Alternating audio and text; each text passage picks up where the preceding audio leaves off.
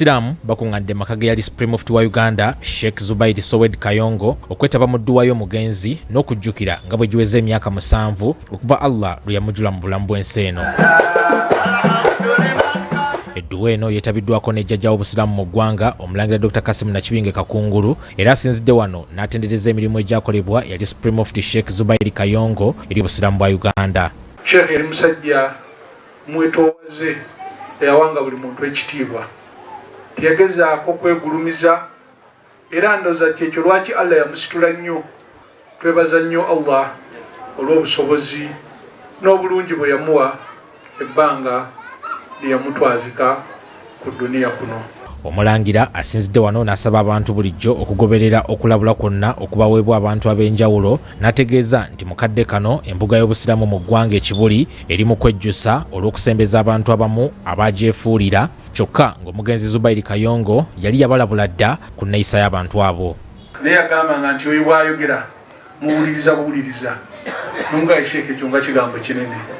Ffe tulina bye tumanyi gwe by'otaalabako naye abo abasajja tebaliimu kalungi. Naye wayise emyaka n'ebisiibo ebigambo bye ne bibanga nti abantu baffe yali yabategeera era n'amanya bwe bafaanana.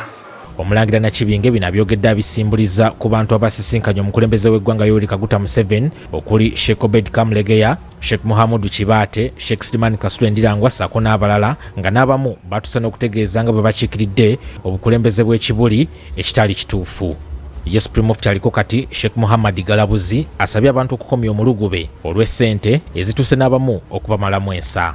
Lwekyo obwesimbu obwesigwa tubweteekemu Mungu ajja tweyimirira. Ku lw'abamulekwa Hussein Kayongo asiimye enju y'Omulangira obuteerabira birungi kitaabwe bye yakolera obusiraamu.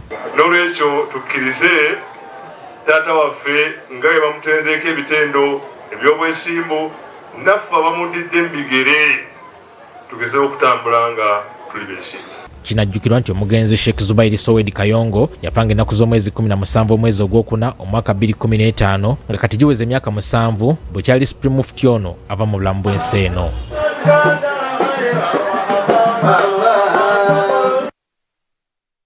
Kale mu mawulire amalala abalimi n'abalunzi naddala abo